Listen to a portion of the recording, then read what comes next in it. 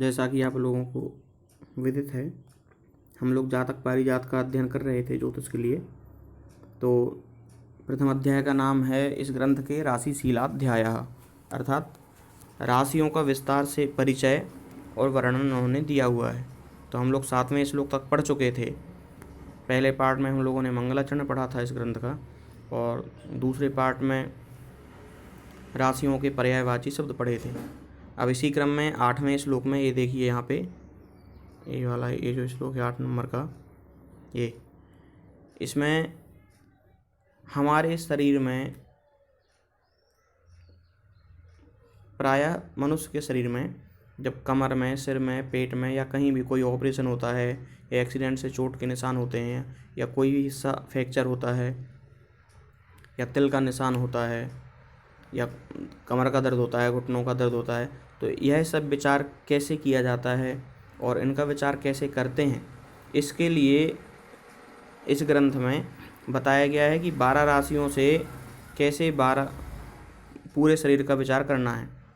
तो वही इसमें बता रहे हैं। देखिए, जैसे इसमें कह रहे हैं, इस श्लोक को जो मैंने घेरा हुआ है 8वें श्लोक को देखें। कालात्मकस्य च शिरो मुखदेश वक्षो हृत्कुक्षिभाग कटिवस्ति रहस्य देशाः ऊरु च जानुयुगलं परतस्तु जंघे पादद्वयं क्रियमुखावयवाः क्रमेण। कालात्मकस्य च शिरो मुखदेश वक्षो हृत्कुक्षिभाग कटिवस्ति रहस्य देशाः।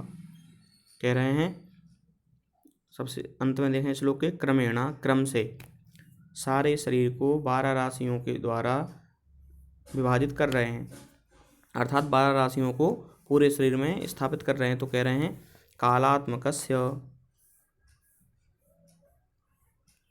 काल पुरुष के,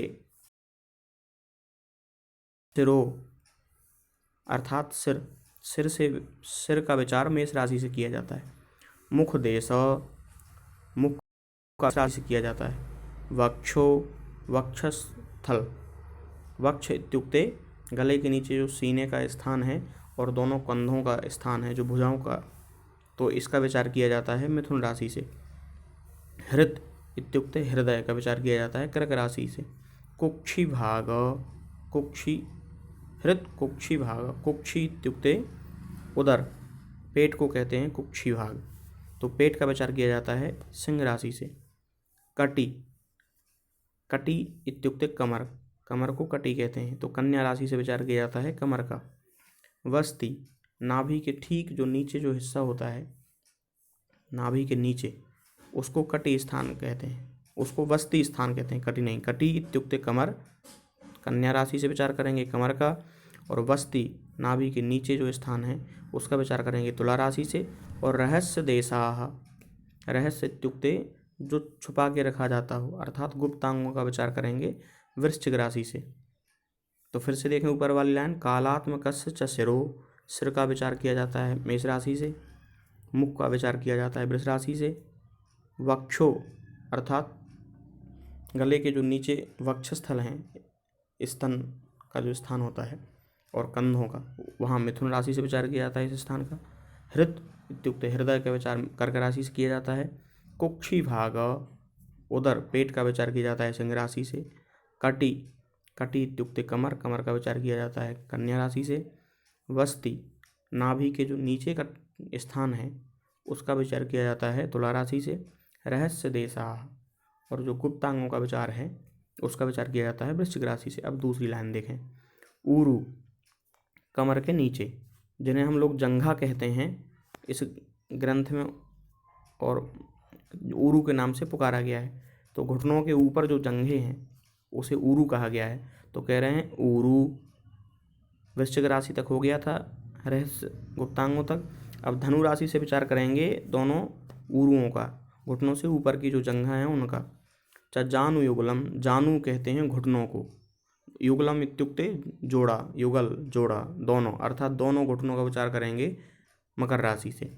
परतस्तु जंघे, परतः तु जंघे, अर्थात घुटनों के बाद जंघे, जो घुटनों से नीचे जो पैर का हिस्सा है उसे जंघा कहा गया है यहाँ पे, और जो घुटनों से ऊपर का हिस्सा है उसे ऊरु कहा गया है।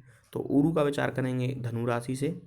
जानु इत्युक्ते घुटने मकर राशि से, और जंघे घुटनों के नीचे का जो हिस्सा है दोनों पैरों का, उसका विचार करेंगे कुंभ राशि से।